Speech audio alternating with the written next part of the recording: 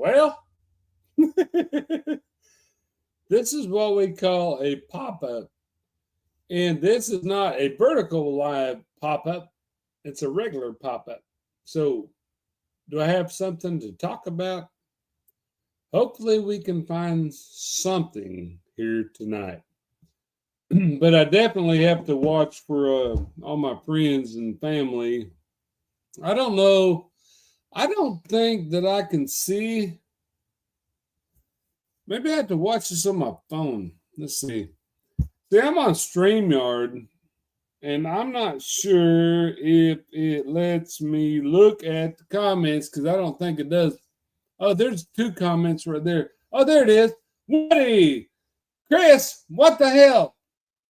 Well, we've talked about this before, brother. I see the comments. All right, don't need the phone. Be picking, you and your pop-up, damn Woody. What the hell's she talking about? Trailer Trash Flips. Hello, welcome. Trailer Trash Flips in the house. Hey, Woody, he says, we will try to figure out something to talk about. See, I just talked to Chris, and it kind of got me inspired. Thank you, Chris, for getting me inspired again. We have no holes barred on this one. So if you want to smoke your vape, smoke it. And that's what I'm doing.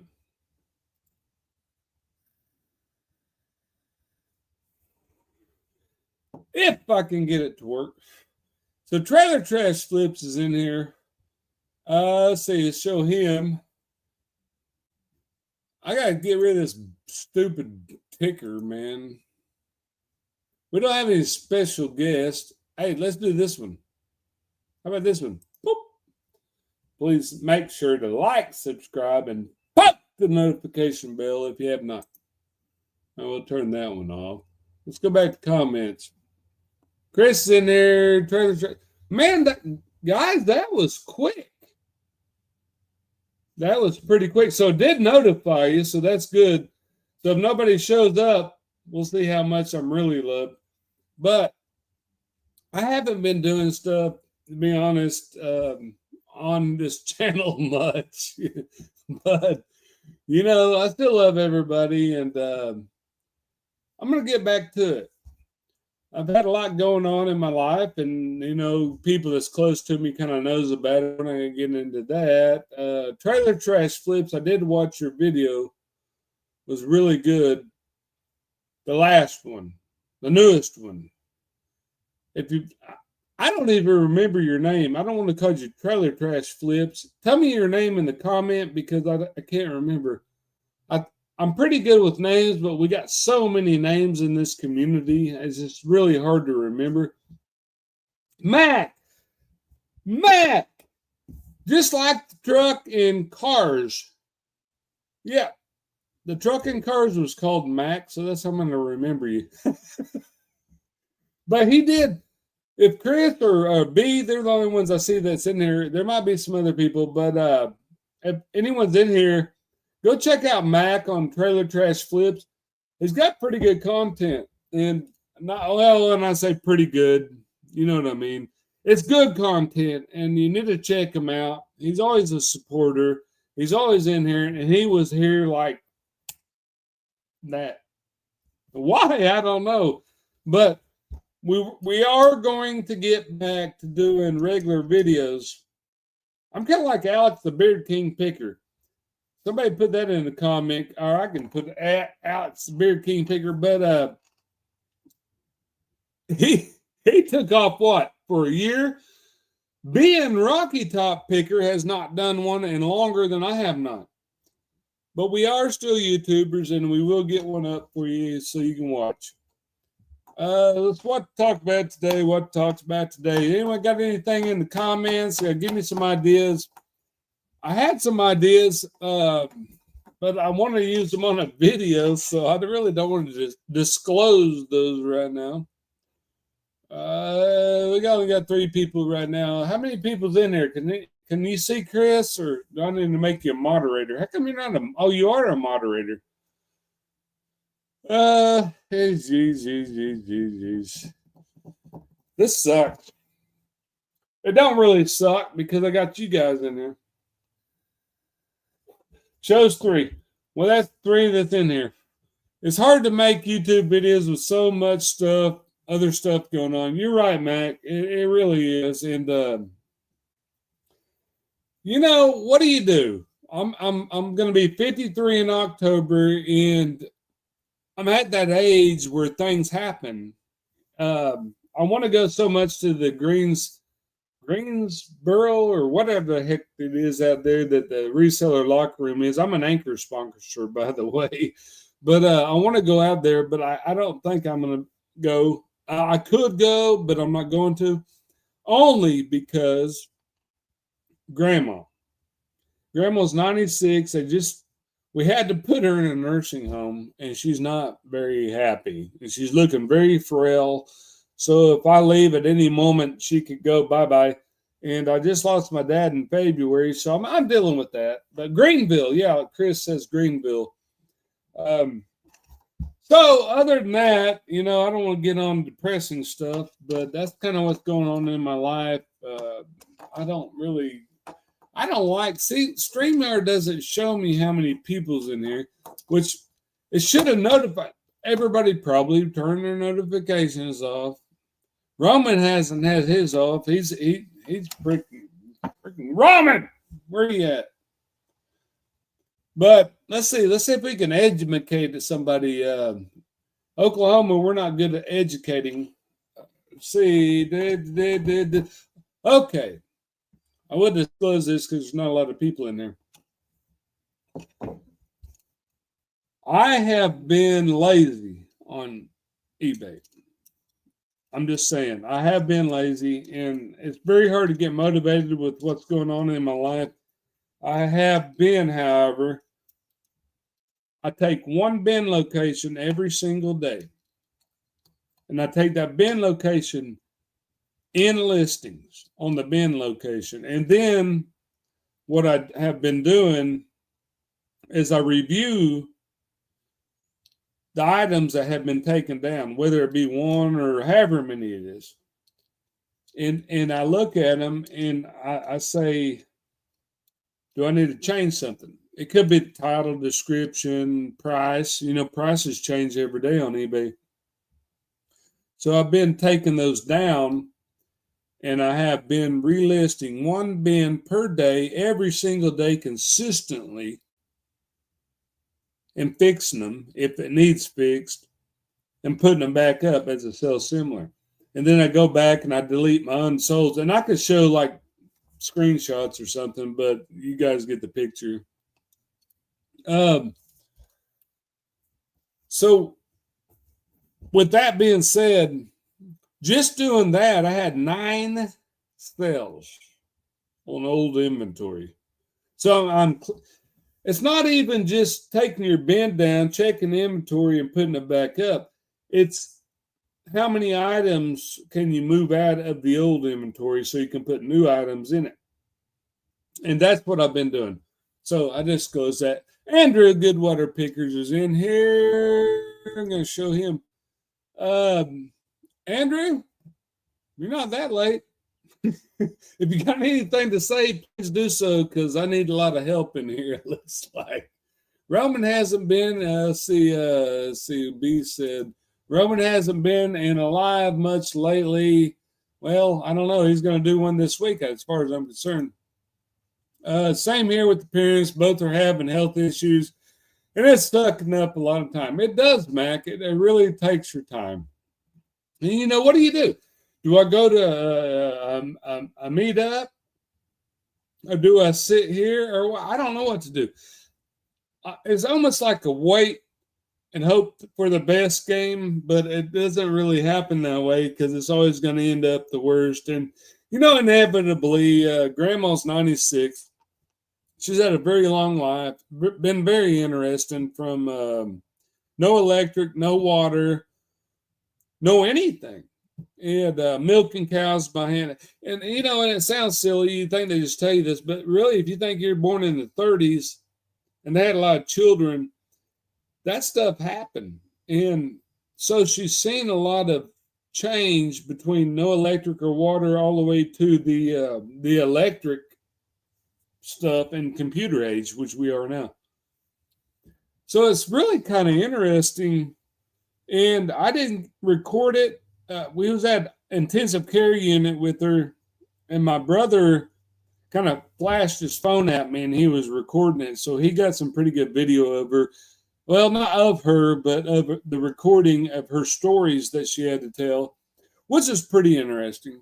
But has anybody had any good sales? Let's see. Andrew said,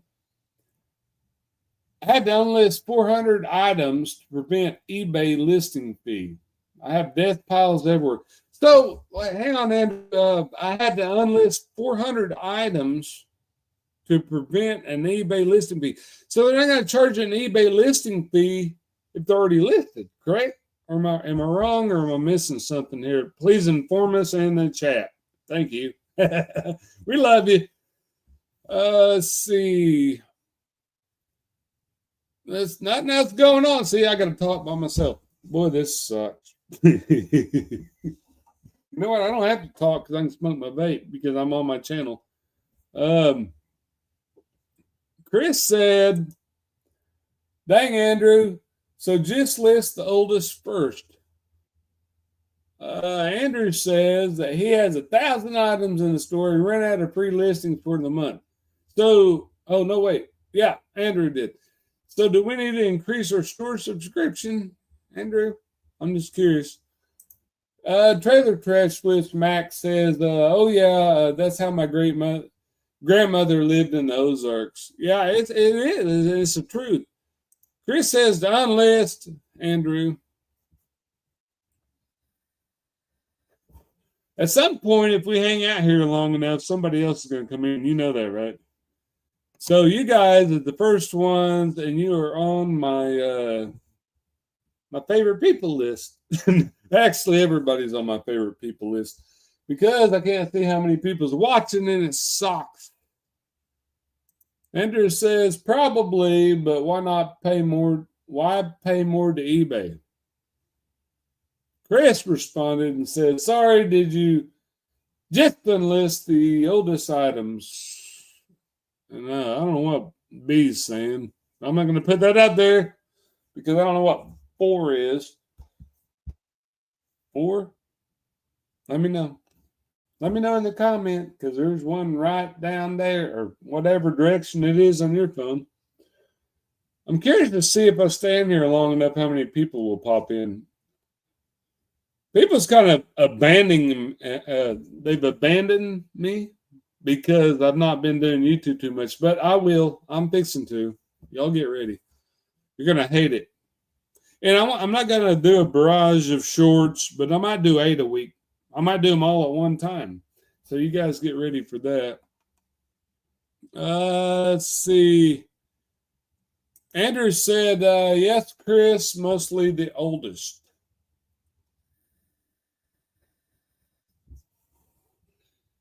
And although you guys are not in here, you're not in here, which I could get somebody in here. Watch this. And then we're going to send that right there. And then we're going to copy that. Then we're going to close that one. And we're going to go over here. We can get somebody in here, I can guarantee you, to help drive this show. Because sometimes it sucks. But it is what it is. I'm going to send that to that one, and then I'm going to send, let's see, this one, just because y'all's in here with me. And I love you. There's no pressure or nothing, but it would be kind of fun. Let's see, Trailer Trash Flips, Max says, the Leah have been so slow lately. I did have a good one yesterday, and camera I picked up at an estate sale for $7.50 and sold for $140. Okay, we got just sales have been. All right, well, I got to read through that, I guess. I don't know. Oh, Chris going to feed the kids in 10 minutes, so he's out. Let's see who else we can get in here. Who has good internet connection?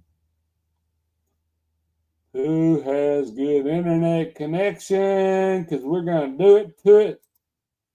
We are doing it. All right, here we go. Send. All right. Hey, Harry's in there. Harry, what's going on, brother? Listen, if I don't comment on your videos, I'm watching them. I'm so far behind, but I have to go back and watch. So if I'm not commenting, I will try. It's so hard to remember to comment, isn't it? Harry's the same way. All of us are. There's so many people and good people that we watch, and it's very, very hard to. It's hard. It's hard to keep up with everybody, and it's not that you're not watching them. It's that it's to put comments.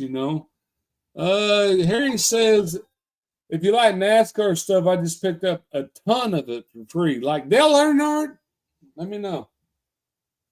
Something just happened there. I heard a beep, beep, beep, beep, beep. Oh, no, that was a spam. On my phone, it doesn't work right. That's what Andrew said. So he can't get on there.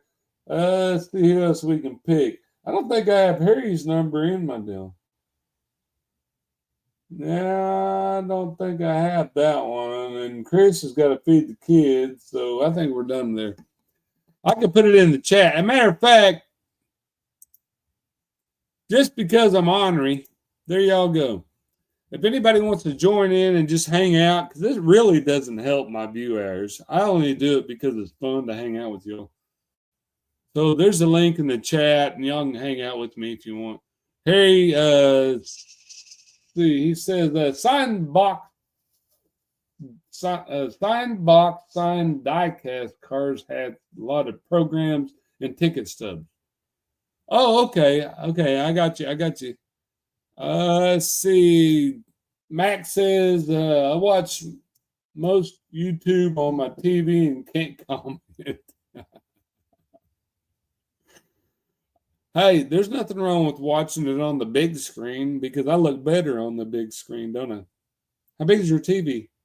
65 inch? 75? You need to get a bigger one.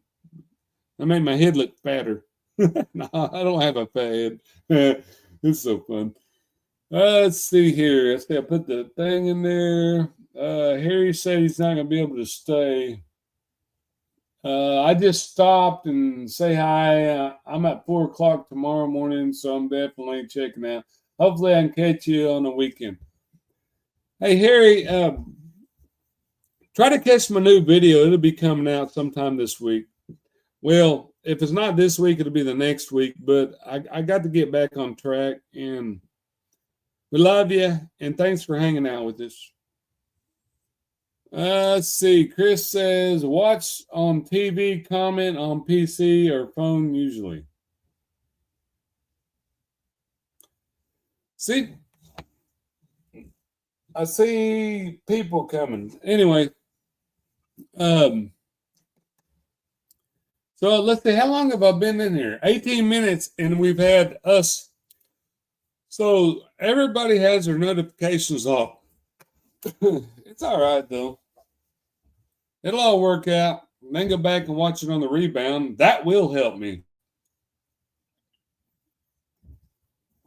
If you guys, I don't know if Chris and you guys know this, but if you're YouTubers, if you do a live video, it doesn't really help your view hours.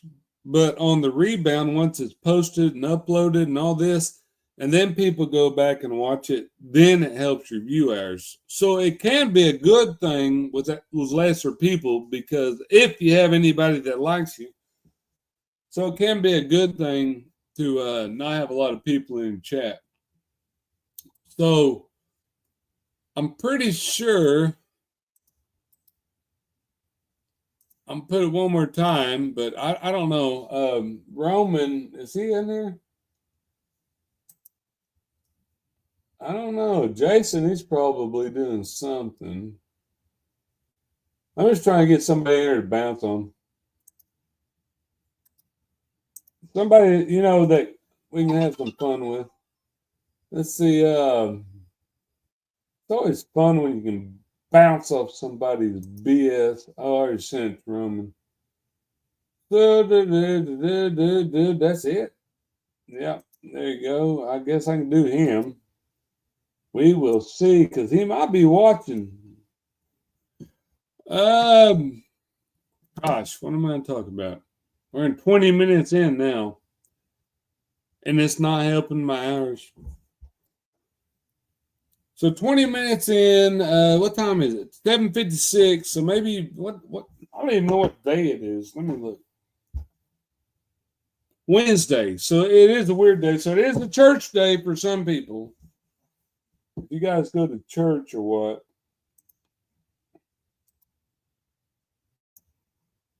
I'm not trying to be quiet.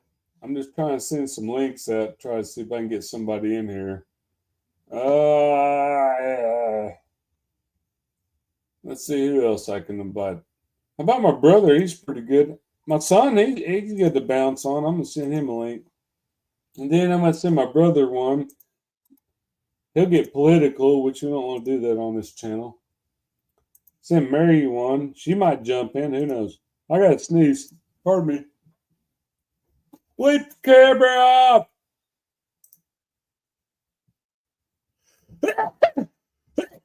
Dadgummit. So y'all didn't see me do it, did you? Yeah, everyone from our circle are at church. That's probably it. You're right, Andrew, and that is the truth. Because a lot of people's at church tonight. I didn't realize it was Wednesday. I just got froggy.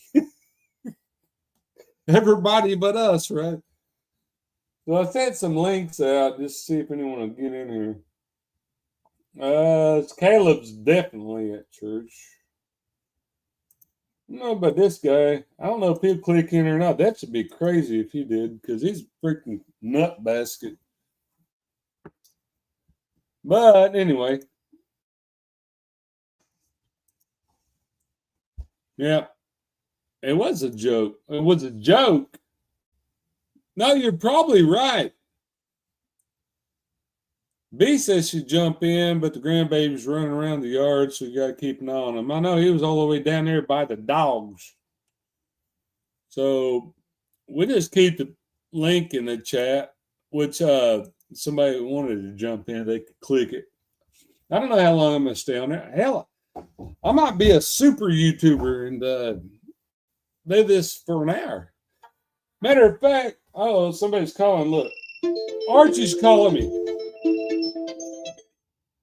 All right, let's see what he's got to say. Archie, I'm on live right now on YouTube. You want to jump in? You can. I'm shirtless. You're shirtless. Well, don't jump in if you're shirtless. That's gross, man. What'd that look like? Sorry, I'll call you back later.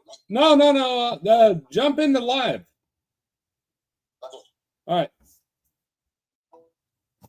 That was Archie Biscuit, but he's shirtless. If he jumps in, we can have some fun with it. All right, I'll be watching backstage, Mr. Archie, you got to find me, though. You're probably not even subscribed to me, sucker. Oh, by the way, I don't condone drinking. I only say just be yourself. Be yourself. Don't be somebody you're not. And then I think everything will run pretty smoothly. Hopefully Archie jumps in. If not, I'll call him back in a minute. Or he'll call me back in a minute. That'd be interesting, right? Archie and me. Freaking Archie. Oh, there he is. He said he's subbed. You're not subbed. Oh, he is subbed. Well, there's the link, buddy. Jump in here for a second because we don't have a lot of people anywhere here, and I don't know how long I'm going to stay on here. I'm really wanting to talk to you in private, but we'll do it after this. How do you think? I sent Roman one, but Roman, I don't know what's wrong with him. Freaking Roman, man. I love Roman to death, though. Archie says, of course I'm subbed. All right. Let's see. And then B says, what? I did too. She said, listen to this. Crap. He ain't even reading that chat, Archie. I just wait. This is yes. This is what happens when you're a YouTuber. People say, you don't read the chat. Yeah, we read the chat. But actually, I'm way out there. Chris is still in here and he has a link. So if you want to jump in here and Archie jumps in here, that'd be kind of fun, wouldn't it? Chris and Archie and my weird self. Y'all jump in here for a second. We don't have to stay on here that long. We'll kick it off and y'all get ready. We can talk about whatever. Oh, Archie said he was napping when I called. Well, I heard all about your ceiling in your house. That was crazy. God. Archie says, what's up, Chris? And Chris says, Archie. So I guess I should have put that one first. And then it said, what's up, Chris? And then, yeah, there we go. Now we're in order. Archie, get up, dude. You can put a tank top. Look.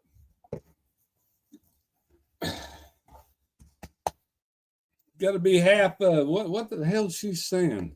You're just behind. I'm not behind. I'm live. Let's see. Chris says ordering pizza for the kids right now. B says Chris order me a pizza too and send them my way. Yeah, right. That'd be really costly, wouldn't it? So Archie, wake up, slap yourself on the face, and jump on there for a couple seconds. Because this will be posted. I think Archie's too good for me. He thinks that my show, well, I don't think he thinks that. I think Archie's a good guy. Chris says he's a good guy. I'm going to go with what Chris says. There you go. I'll go with what Chris says until we have conversation. He sounded nice for a second on the phone. Archie did.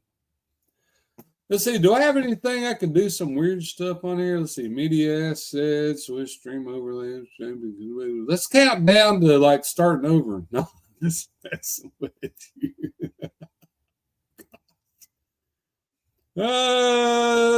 Chris said, screw you, Barbara. No, he didn't really say that, but I made it up for him. That's like 28 minutes, 17 seconds. I got to start looking here. Archie might not jump in. He just woke up out of a dead sleep or whatever he did. I'm going to call him in a minute, though. Roman, are you out there? Are you watching? Can we even see how many people's watching? Is anybody watching? Chris says Archie's a great guy.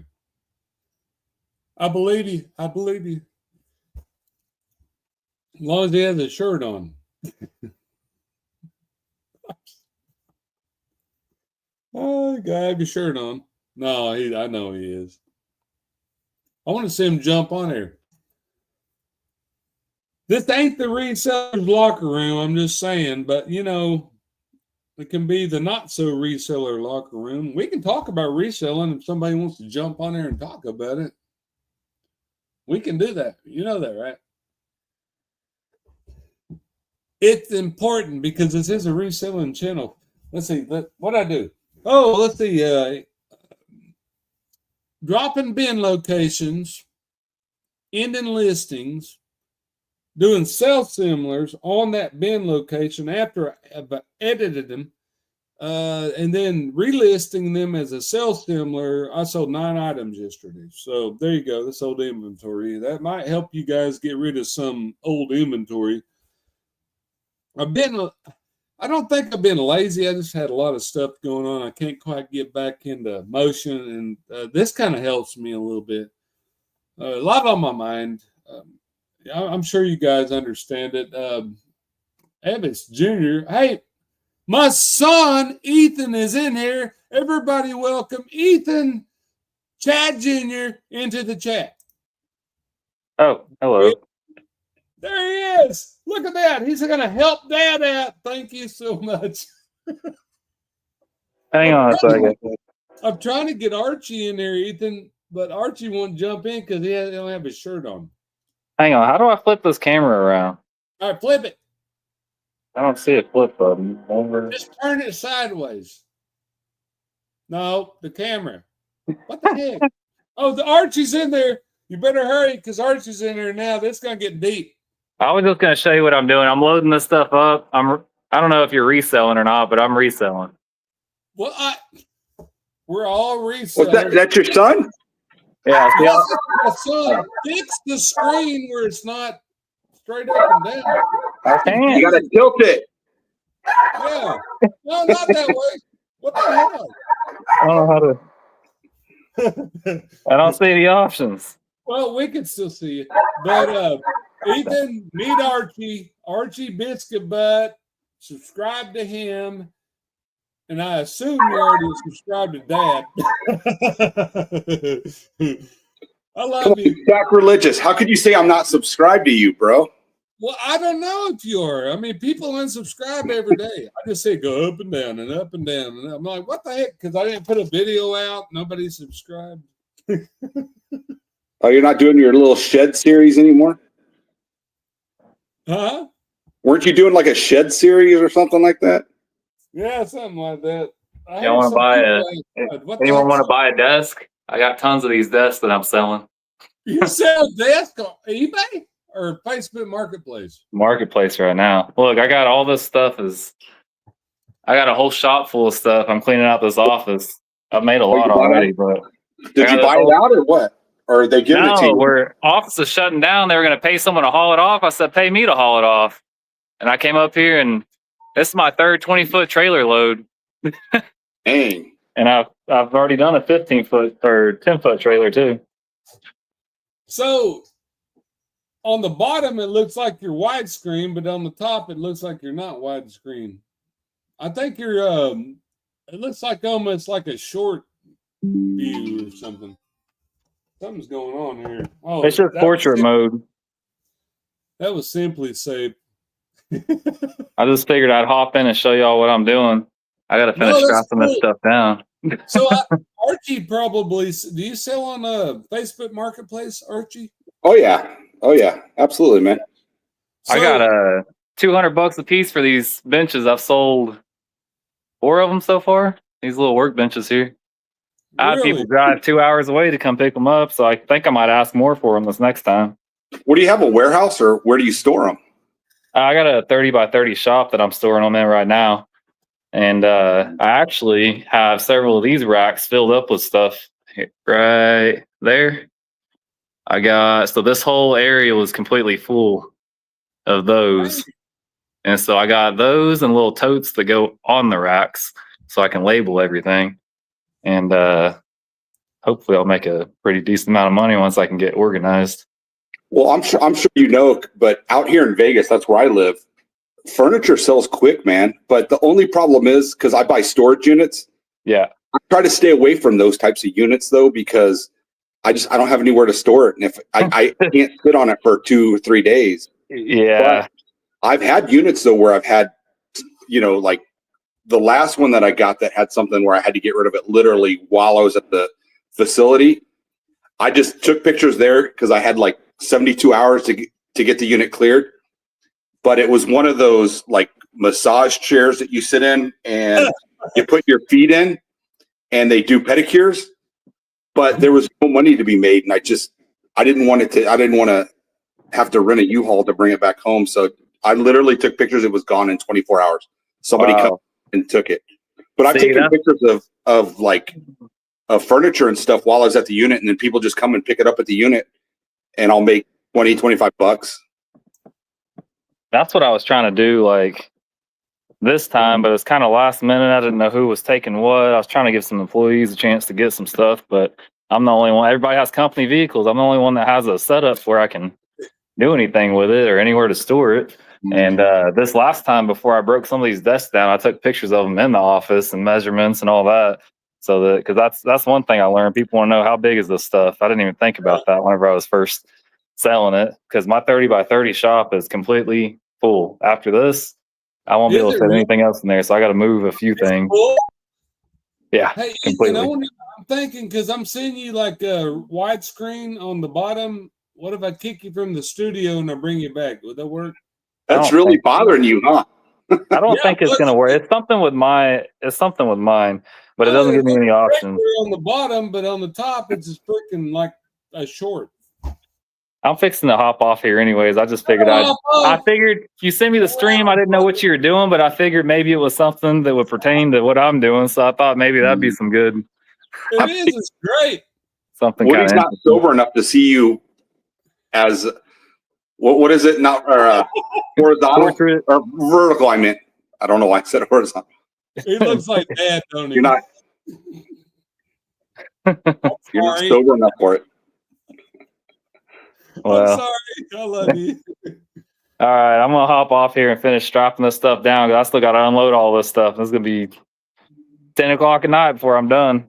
Well, if you need my help, call me. I'll come over and help you. I might need your help organizing some stuff. I got a lot of. You might want some of this stuff. I'll give you some of it. Yeah, I might. Let me come over and help you. Real quick, while I'm thinking about it, actually, while I have you on here, you want any of these boxes? Because I got a whole wall. Now look, these things are. So they're like this, but they have foam on the inside. They're used to ship circuit boards. So they're like. Good. They're all padded. Yeah. If you want, I'll give you that whole wall of them. Well, ask Archie. Would you want them? Yeah, we want them. We're resellers. Heck yeah, man! You could go out and get some of those. What are those dolls that everybody gets that aren't worth anything, but everybody thinks they are? What are they called? Voodoo dolls? I don't know. Oh, doll. You say dolls or gauze? Yeah, they're like. Oh my gosh, it's on the tip of my tongue. I just watched somebody talk about them the other day. Oh my God. And they're like, oh yeah, they're not really worth getting, but they sell. It was like those Beanie Babies? No. Or those Plink, what are they called? Is it first impressions? Or I don't know. I mean, but you could put something glass in there. I mean, they're good. I mean, I'd get them. Yeah, I just figure it's kind of a waste. I get them all the time and I throw them in the trash. I'm sick of them. I don't have anything to do with them, and they're probably not cheap boxes lined with foam like that. Hey, Mike, jump in there if you want to. Mary, you too. We'd like to talk to you people. I can't read chat, but what is? Oh, I see Mary. Is Mike Metco in? Yeah, Mike's in there now. Oh, he'll I'm jump. out, guys. See y'all later. Are you out, Ethan? Yeah. Well, we love you, and thank you for jumping in. I'll call you later on or something there tomorrow. All right, that'll work. Say hi, Archie. Nice meeting you, man. Make that money. Yeah. Make that money, bro. That's your son, man, huh? Yeah, it's my son. Wow. How long has he been reselling? He just started this year. So okay. So he's doing it because he saw you making some money, or did he quit a job? What do you do? No, he ain't quit a job. I mean, he's making 6 digits a year, or you know what I mean, big money. And well, I don't want to say big money, but he's making good money, and especially for Oklahoma.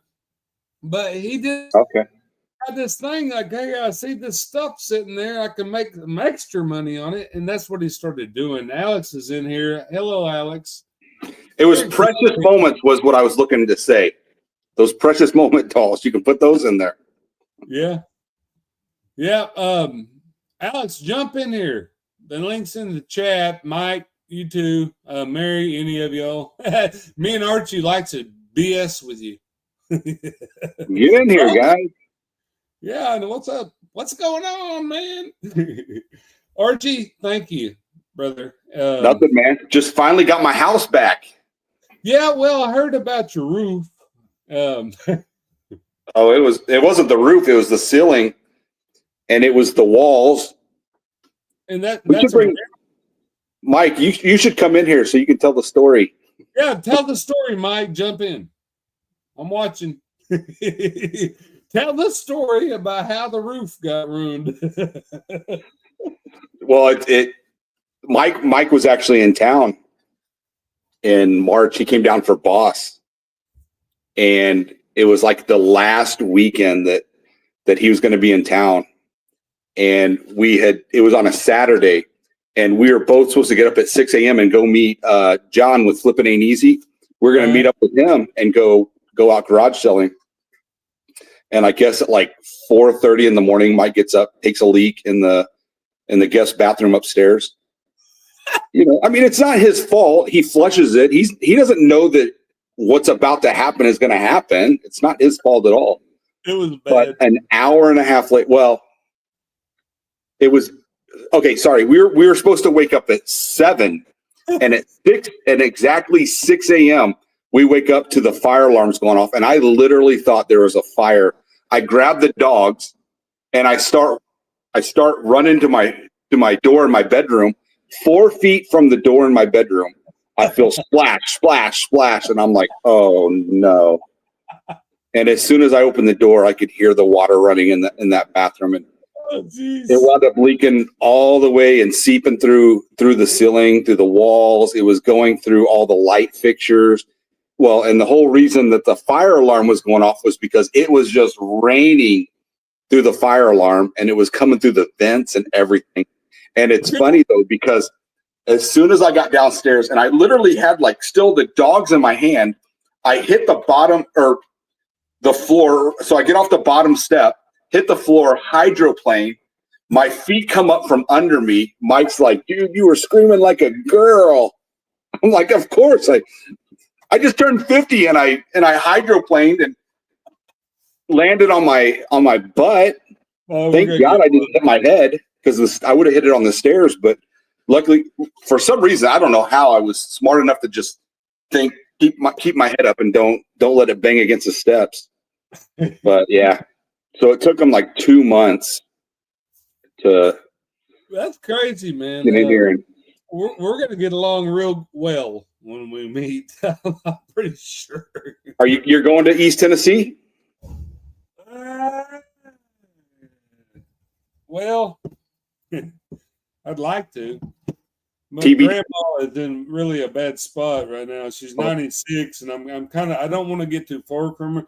If something happens between now and then, yes. If nothing else, I'll go y'all's way, and Chris will pick me up, because I guarantee you, it don't matter if I fly into wherever I fly into. Chris is going to come pick me up, and we're going to go see you. We're going to see you. So this is your dog, right?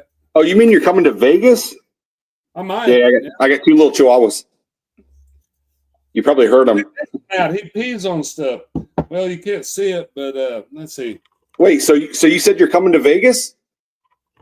I might, yeah. Dude, hell yeah. I'll pick you up if you're flying into Vegas. As long as somebody picks me up, I don't give a freaking flying rat's butt. It's better than Greenville. Well, are you flying into Vegas, or are you going to where Chris is in Cali? I don't know yet. I got to figure this out. Have you ever been out west? Does a redneck like you know how to handle out west? Hey, we got somebody backstage. Hang on, Archie. There we go. So, lies, all lies, Archie. Don't believe a word he said. No. Hey, you know what though? I've got to give it to Mike. I did not want him helping with anything, because he was still here for like 3 days after it happened. True. And he literally went into my garage and started just shifting things around, because I got a lot of inventory and it's not very organized. I had just gotten a storage unit too. Well, actually 2 within the few months before that. So a lot of stuff was still scattered, and he just went in there and just started moving stuff. And I'll tell you what, Mike, the room that you actually cleared for me was huge with helping me get everything moved into the garage so they could start the work. No problem, bro. I love doing shit like that anyway, first of all. And even if I didn't, I'd do anything for you, Archie. So glad to help out. Anything? Well, you got a purred mouth. I'm kidding. I am kidding. I try not to talk like that, guys. I'm sorry. he brings it out. We're on my channel. We can say what we want. It doesn't matter, I don't think. So, Mike, how has it been going, brother? Been busy as a dog, man. I tell you, I not selling much, not listening much, but seems like I wake up hitting the ground running. I'm doing stuff. We've been spending a lot of time setting up the locker room meetup, which is coming really good. We're getting some good results.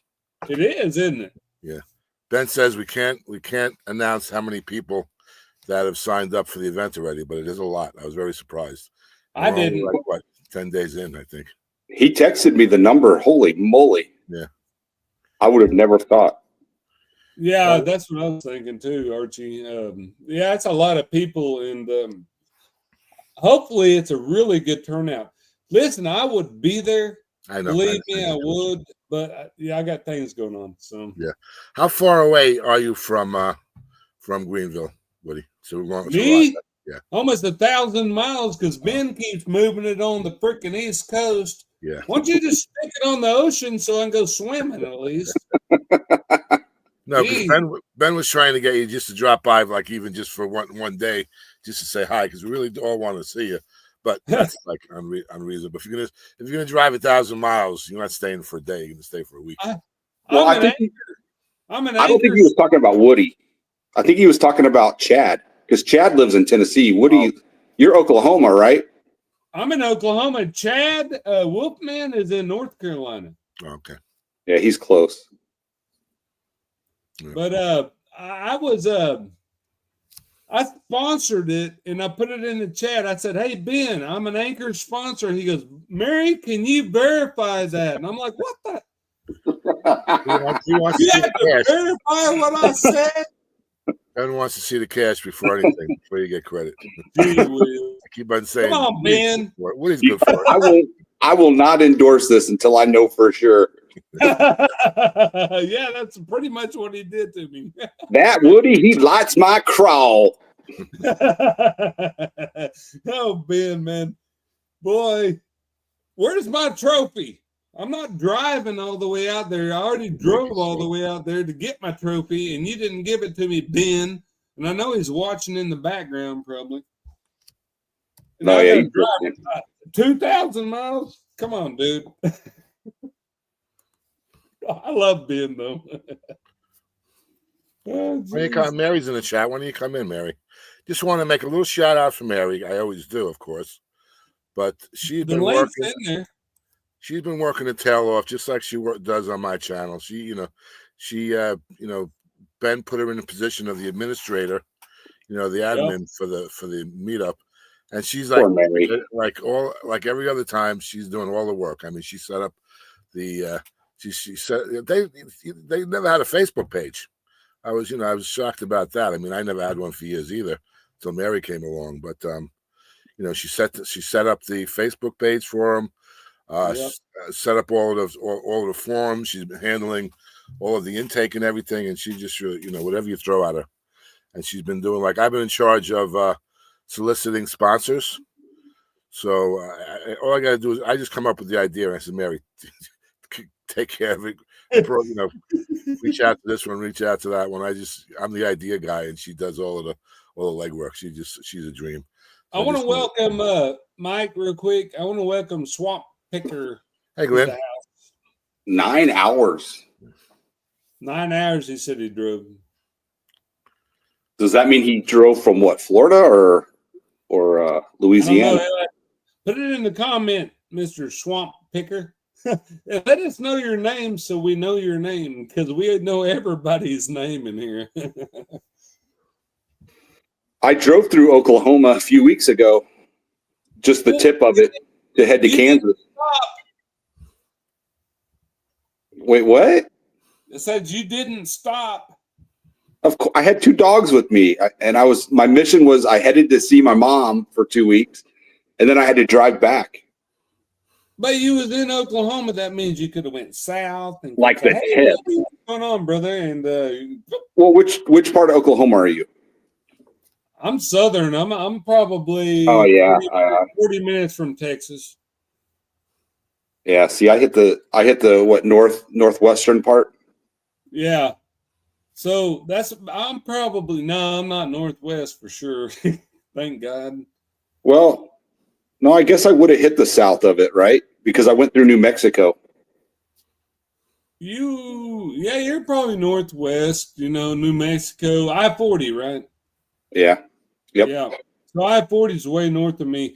I can get to I-40 in about an hour.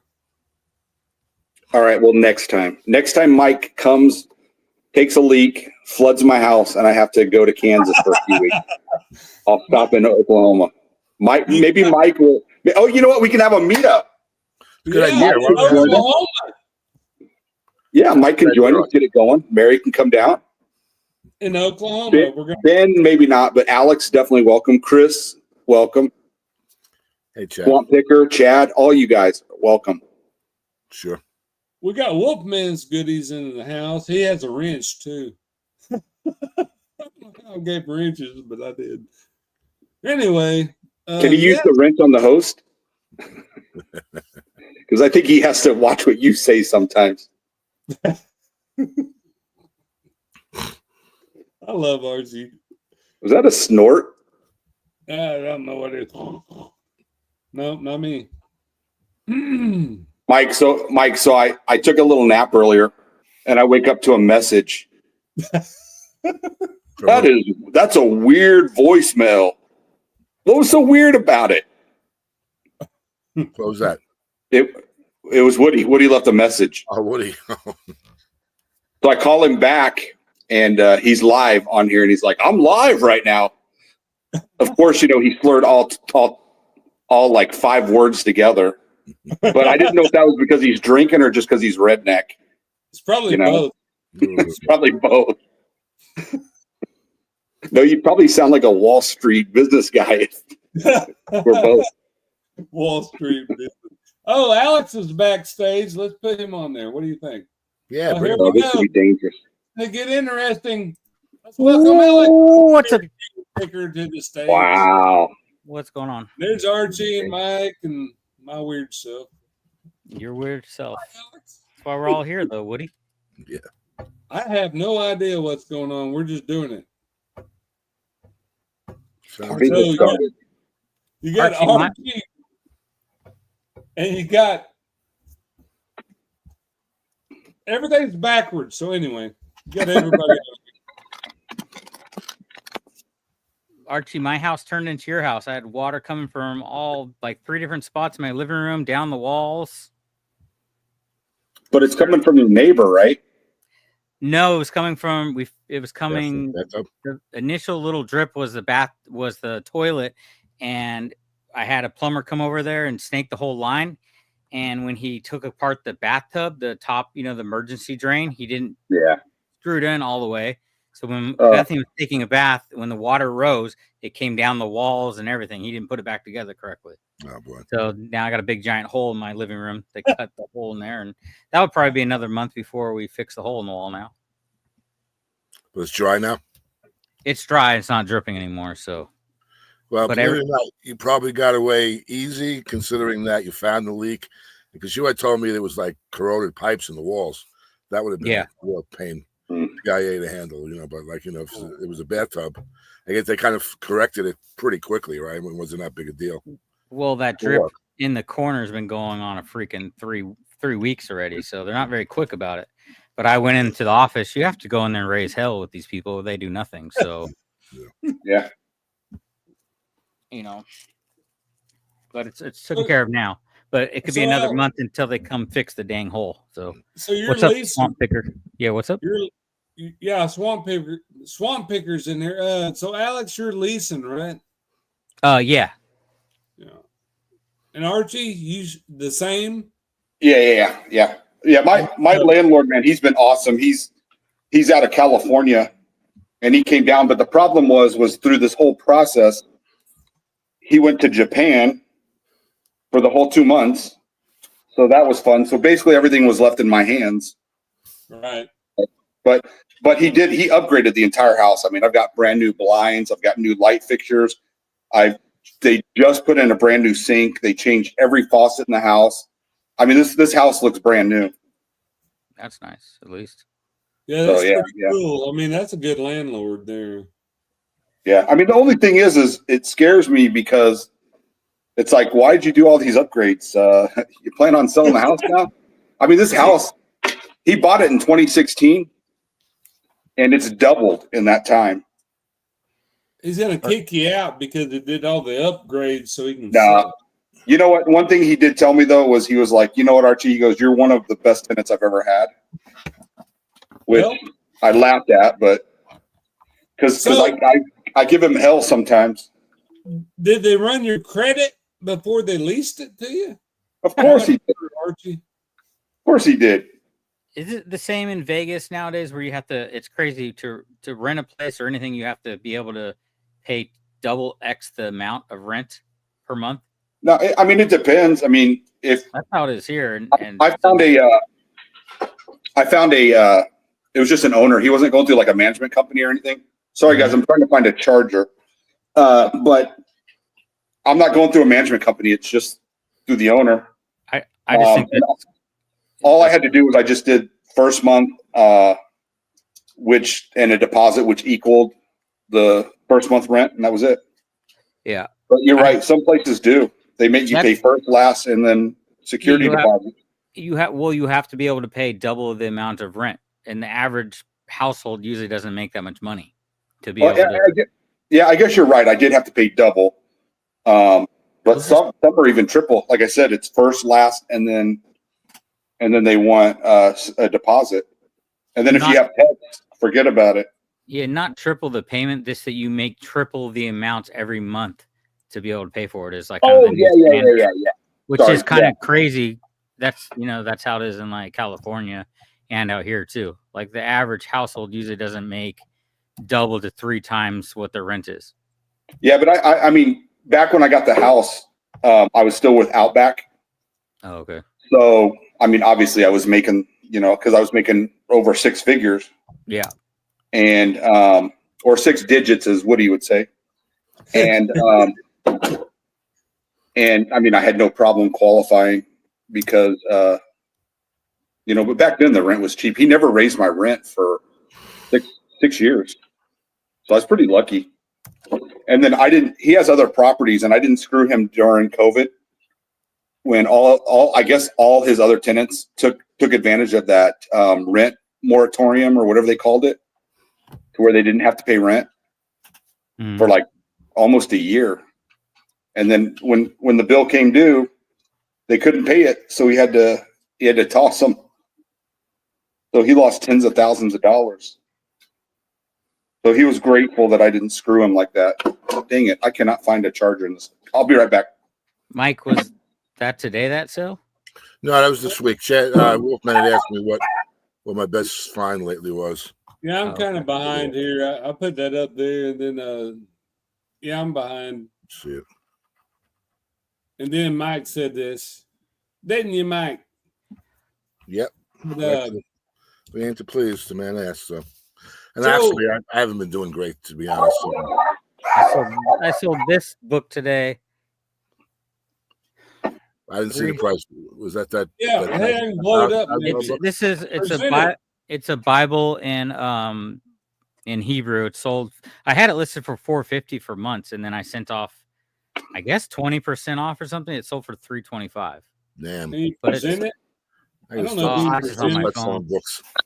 Oh, it's on your phone. So yeah, $325 plus another $100 sale, and then multiple sales. So I'm like sitting at $500 today. Nice. So, Nice. Very nice. That's pretty good, dude. What's the breakup between Amazon and eBay? eBay, right? I've let my Amazon completely crash. I was doing $3,000 a month over there, and now we're under $1,000. We're at $811 right now.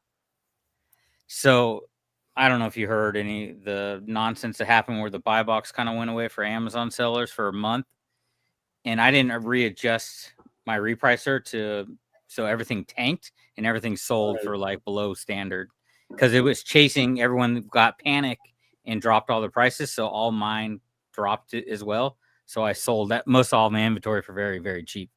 So does Amazon automatically drop prices, or do you dictate how they drop prices? I have a listing program that's all controlled and programmed like AI that I set up to do all my repricing. I just haven't been sourcing like for Amazon. I just sent off a box yesterday. I have another box worth, but So being an Amazon seller that you are, Alex, you sell on Amazon, but it has its ups and downs, and then it's either really good or it's really bad. Am I wrong or what? it's just like any platform, really. I would say if you're consistent on Amazon, though, say if I put 1,500 books on Amazon, I have 1,500 books on eBay, my sales on Amazon are going to be way more consistent and way more every day. Like I could be selling, like my average today, we did 6 or something. So 6 to 10 is average for my eBay right now. But if I had the same amount over on Amazon and I kept sending in to keeping it around 1,500 books, I would be doing 10 to 20 every day over there because things just sell so much quicker over there. Now you was shut down on Amazon. Am I wrong, or did it lock you out, or what was going on? I've had my account turned off twice already this year. Right. For silly things, just back end stuff, bank accounts. And I wanted to change my address. So I changed my address and they made me go through all the steps again to prove who I was and my bank account and all that. It's annoying, but you can definitely scale Amazon way quicker than an eBay business. One person can do can do 6 figures over there if you really busted your butt, you could do that and achieve that over there under 6 months. So Amazon is worth the frustration, is what you're telling everybody. I'm not telling everyone that because I quit Amazon because it wasn't worth the frustration, even though I was selling 140,000 over there, whatever. Right. Because it was more headaches and more putting out fires every day. It's like running a whole, like say if you're the boss at a company and you're managing all these people, that's what I felt like I was doing. Because instead of working on your business, you're just putting out fires every day, Right. You wake up with something else burning down. So Archie or Mike, do you sell on Amazon at all? No, I don't. I made the attempt when I first started getting into reselling to get onboarded on Amazon, and right away I saw like the hassle, the high barrier that it is. I mean, they tell you before you fill out the application, be prepared for like an hour and 45-minute interview, and they get you on a Skype call, and you fill out this long form. Well, this was how it was back in about 3 years ago. So you fill out this long form, a lot of information, and then you go and submit it, and then they have you, on the Skype call, and they grill you. You're on that Skype call for like over an hour. And then after that, Did they make you bend over and cough too? Like pretty much. Pretty much. I tell you, it felt like that. And so I got onboarded. I'm onboarded on Amazon, but then it's just like you're gated for everything. And I tried with the books. I was telling Alex I had a hard time kind of breaking into the book business, and so I never really pursued it. I mean, the thing with, I don't know, the impression that I get about Amazon, like Alex said, it's probably if you're really stuck with it and jump through all the hoops they make you do, and you stay on top of it. You really got to stay on top of it, both with your efforts, with your software, and the whole gig. And even then, they'll throw you a curve or a left field move, and then you're right back to like square one. And my attitude is like, the thing that the reason what entices me about reselling is, you come in and you pretty much do what you want. I mean, you're your own boss. I mean, you got to stick with it. You have to really put the time in, but you do it on your own terms. Like, when I handle my eBay business, if I want to list, I list. If I don't want to list, I don't list. And then you pay the consequences a little bit to some degree, but it's not going to crash your whole business. So like with Amazon, I don't feel like you have that luxury or that latitude. Like Alex, you said, you kind of at their mercy, and even with that, I mean, I've heard like a lot of people, Alex included, that they went through all the steps and everything, and still it's kind of not enough because it's a funny platform. I mean, for those of us who are aware of the fact that eBay is a little funky to deal with, with all the glitches and with all the policies and everything. I think Amazon makes eBay look easy. Well, with eBay, I think that eBay is you're playing in their sandbox, and if you don't play by their rules, right. You're just not going to do nothing. And you got to list every single day. If you're not working for eBay, they're not going to show you. It's like, why would I show this guy that's not working for me, but he's working for me, so I'm going to show him. And I think that's a lot of the eBay. I can't speak for Amazon. Maybe they're similar. That is the biggest difference between eBay and Amazon is right there. You can send in books or whatever product you're selling. As long as it's there, you don't have to worry about checking in every day and listing an item, or they won't show your stuff. That is really the biggest difference between eBay and Amazon. You have to work every day on eBay if you want to. Like this last weekend was slow for me, but I didn't list for 3 days, so I was punished, right? And then I listed 500, and then my sales on Monday were better than my whole weekend. So it's like you got to clock in like a job, So Archie, are you listing regular or just kind of like half time? Today was my first day back. Really? I had to shut my store down for 2 months. So how many did you turn it back on? Hold on, I heard like 3 people and my dogs. Well, what did you say? I said, how many did you list today? I am at 3 right now, and then I'm not done. I've had the guys working on putting my sink in, so I left the house for a little bit. I actually went to Savers and Goodwill. Didn't find anything, just some personal stuff. Came back, took a nap, and called you, and this is where I'm at now. What a day. Oh, jeez. But me and Mike have on Monday we talked because we're both on this weight loss journey. So we're holding we're holding each other accountable. And then that's one of the things is like I need somebody to hold me accountable to get my store back up and running. So Mike helping me out with that. So I'm going to be checking in with Mike so he can hold me accountable. He can be firm. He can be pretty firm with me sometimes. So two-way street. And, you know those New Yorkers, they don't hold back. No. Oh. No. Tough love, man. Tough love. Fix my camera a little bit. Now I can see my head. Anyway. You should be looking at us, not yourself. My shelves is empty because I just moved it all.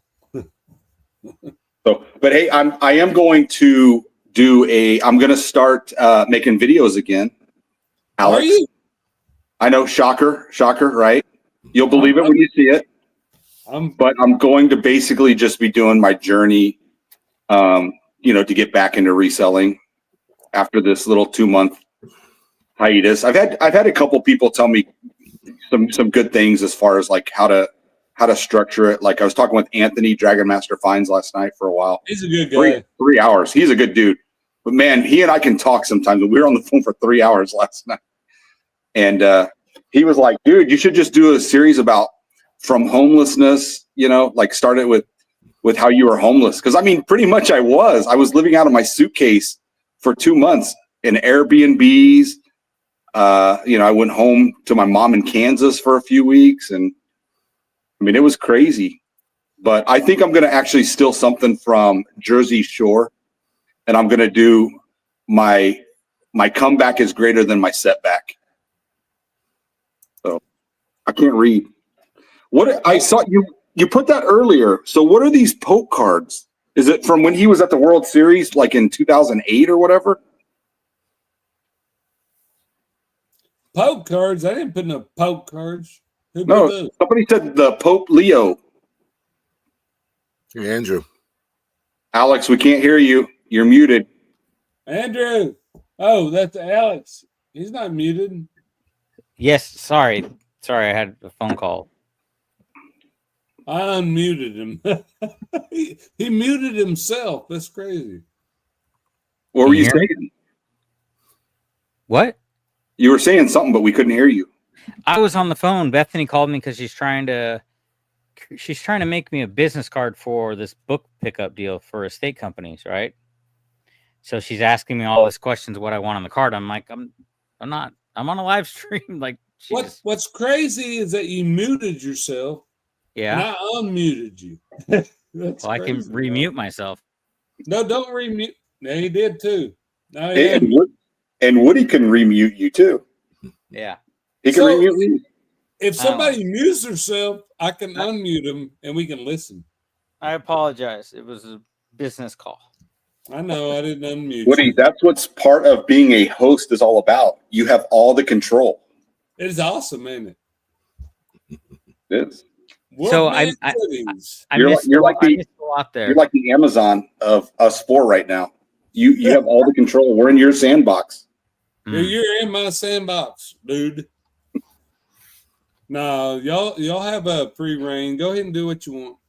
I'm trying to read these comments. It's not coming through too extravagantly. I was going to call you today, Woody, but since I'm here on your channel, I just want to thank you for your sponsorship for the East Tennessee Reseller Meetup. So I appreciate it. Well, it helps. I wanted to do that, Andrew. I see Andrew's backstage. Alex, I wanted to do that. And it irked me, Ben, because I know he's watching, that he said, "Can you verify that married?" Come on, man. You don't love me? Andrew! We have to verify everything. What's up? The logo. Can you hear me? Yeah, we can hear you good. All right. It's just easier. I jumped on. It's easier to show this. So if you're familiar with Tops Now, let me try to get this on here. So are we doing a card break? So if you're into sports cards, whenever there's hot current events, it's usually like baseball home runs or someone hits like a Mike Trout like record milestone. Well, when Pope Leo got elected, and he does have some background like with the Chicago White Sox, he's kind of like a season holder. Well, they put out this special card for Tops Now, and I have a registered, I have a business license, and when I used to do a whole lot of cards, especially during the pandemic, I would just order directly from Tops, and you can do pre-orders. Well, they get these, they'll put out 2 or 3 of these a day. Oh, yeah, there we go. You blow me up here. Well, I gotta see it. I call it the Pope Leo rookie. It doesn't actually say rookie, but this, I found out after I ordered them, it was like the highest selling or highest ordered Tops Now card ever created. Really? Well, I got these in the mail, I guess, Saturday. And I actually listed them last night while I was watching the Reseller Locker Room show. I bought 20 of them. I'm a cradle Catholic. I haven't practiced Catholicism in a long time, but I still wanted one for myself. Well, there's also, you get a chance when you buy these in bulk from Tops, you get a chance of getting special short prints. If you know anything about, I'm going to give a highlight of this because I was looking it up. There's one card that is the same image, but in the background it's blue with the white smoke, which is like the indicator that the new pope has been elected. It had a serial number of 199, which isn't in the sports card realm. 199 serial number is not that good. It doesn't command a high value. Someone sold it for $995 yesterday. Wow. Or like within the last week. And that's ridiculous because they have 1 of 1s, 1 of 3s, 1 of 5s. I didn't get any serial number cards. So I listed 19 of these yesterday. At lunch today, 2 separate people bought 5 of them. And then since then, like I posted a minute ago that I sold 17. I just sold 1 more or 2 more since then, and I only got 1 left. And you sold 1 more. So it's ridiculous. I've never had anything sell that fast. Like what did you sell them? Where at estate sales or what? No, I bought these directly from Tops. They put them out. See, the more you buy, you get a discount. So like if you buy Okay. one card, it's like $10. I bought 20 of them, which took it down to $5. So I'm not making a huge profit, but my eBay store has been moving this afternoon, and I can't list because I ran out of listings. I have like 12 listings left for 2 days, so I can't even list anything. But like, I've been selling crap all afternoon, and I guarantee it's the traffic generated from these. Sure. You know how it is with the algorithm. When something's hot and it's moving, you start selling. I've been selling old crap. Like, I sold a left-handed golf club earlier, and I'm like, holy crap, nothing makes you happier than selling a left-handed golf club. Left-handed, like a freaking baseball glove or something. Yeah. Left-handed. How much are you selling them for? Honestly, not much. I'm making a couple bucks. I have it for like $9.95 free shipping, but like when the person come in and bought 5 of them, that was a $50 order, and standard like 5 cards is less than an ounce the way that I package them. Right. So it's like 69 cents to ship. So that right there makes it worth it. And then a couple people have bought singles, but I mean, you know, I'm making a little profit, but having something like that just in your store that's fire. Again, I keep selling. I've sold like books, a golf club. I sold some backpack clips earlier that's been sitting in my store for 2 years. You know, it's nuts. Keeps it moving. You're getting collateral sales from that. That's cool. Yeah. That's another reason why you should maybe sometimes accept lowball offers, because more come in. Like when I start doing that, they just keep coming and coming. So it's worth it. That's true. That's funny, Alex, you said that, because I do the same thing. If I accept a low ball offer, I'm like, man, that really, you're almost offended, you know, and you're like, oh, I'll just take it, you know, because sales are slow. You take it, and the next thing you know, bam, bam, bam, bam, bam, you know, you're selling a whole bunch of stuff. And that's happens here too. So us being on here and talking to each other about it, so it's not a one-off, you know, it's everybody. It happens the same way. Accept the low ball offer, you know, you're not into it that much, and then somebody else is going to come in and buy it, and then bam, bam, bam, bam, bam, they start showing you. And another thing, if you're listed in the same category, you'll start selling a lot of that stuff. Well, and that's the benefit of having a niche down store too. Well, I use like SKU numbers, and it's weird. You know, I catch on to trends a lot. And over the weekend, I found a bunch of belt buckles at a flea market. Well, I put them in a certain Q number, which the Q label's TRC1. It means top left corner. I got, like, for little small stuff, I have these little stack bins. And I put like 2 or 3 of those belt buckles I listed, I put in that bin because it was running low, had space. Well, then all of a sudden I'll start selling 2 or 3 things that have been in that bin for a long time. That, I mean, some of them didn't even have views, but I find that a lot. Like if I have bin, like basically, like you said, if I have a storage bin labeled K and it has space in it, that's where I'll start putting my new stuff. Well, then I'll start selling stuff out of that bin, and it's just weird. But to me, I see those trends, and I'm like, you know, that's weird. I just went in and loaded a bunch of stuff into this box, and as soon as I get in the house, I start selling more stuff out of this box. And it's not the new stuff. So if you go and you take your bin location and you switch bins with it, or if you even touch the item, you know, like you're messing with it, and you move it or not move it or what, you know, and you mess with it, it starts selling. And I don't understand why, but that's the algorithm, I guess. That happens too. Like in January, we do a lot of inventory, and well, you know, I built like that slab in I have a giant barn where I built like a 10-foot slab where I put 3 or 4 shelves in it, and we re-inventoried to move stuff out of my indoor shelves out there. I mean, I had thousands of items where the only thing I changed was the SKU name, where I just consolidated things, and then I started selling older stuff that had been sitting there. I didn't relist them. I didn't sell similar. I just changed the SKU because I knew where they were at, you know, just organizing them. But sometimes when you go into your eBay account and you change 1,000 listings in just the finest amount, like just something as simple as updating the SKU, it's like the algorithm knows you're in there working your butt off, and you start to sell stuff. But that So, works. And then Archie, do I'm you a ever firm end up, believer of that. or I mean, if Archie or Mike or Alex even, do you change bin locations, or do you post the bin and all of a sudden things start selling out of it? No, this is the first time I've heard of that as far as hitting the algorithm, but it amazes me, like, just when you think you figured it out, there's something new that you learn Yeah. that just can help trigger it. But I think you hit it when you said, though, that just simply going in and doing something with your account, I really think that that's more what eBay's looking for. They're just looking for activity. yeah, But I mean, it is cool though that you sell one thing out of a bin and you keep selling out of that bin. I mean, maybe there is something to it. Who knows at this point? I don't know. Yeah. I mean, I always say it could be complete coincidence, but I pick up on trends. It's just from trade. Like I'm used to, I have to look at trends in my regular work. So Yeah, it's happened more than once, right? yeah, I remember numbers and letters. So it's really that. And I have really simple bin numbers. Same thing with like my bins for clothing. I mean,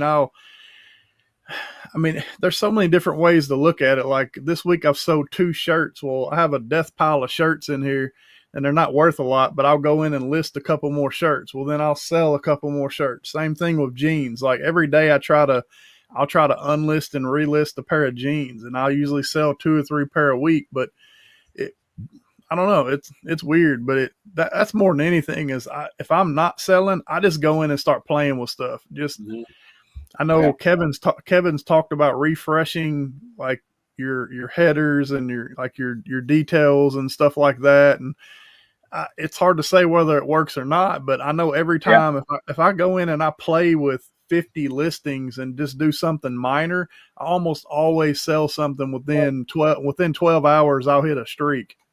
It is like that. I agree with you again on that, because it's like, is it the chicken or the egg? It's like you go in and if you tweak a whole bunch of, let's say, titles, well, now maybe you found the optimum title the second time around. So was it the fact that you went in and you're showing activity, or did you finally find the optimal titles? Or you go in and you tweak your prices. I mean, is it because activity or is it because you're tweaking your prices? So regardless, the lesson to be learned out of all this is do something. You should be treating your store. Yeah. I mean, you should be going in and constantly just revising things and switching things up. And I mean, you know, it's a great topic. Active, go ahead. I'm going to let Mike talk. As long as you're active, I think that they're going to show you. If you're not active and you're not messing with something, but I guarantee you, every time you move something out of a bin to another location, they move it from C1 to C2. I don't know. I'm just making something up. It will sell. And go ahead, Mike. Say what you're saying. Yeah, what I was going to say was, like, I mean, some of it makes absolutely no sense at all. Like, how many times have you heard someone say, and it happens to you, where you touch something and the next day, like, it sells? I mean, that defies all kinds of logic, totally. And it could be a coincidence, but who cares? I mean, a sale's a sale, however you get it, right? So I'm touching stuff all the time. Well, my merchandise. I'm touching my merchandise. Now it's gone. And it's gone. But some other every day.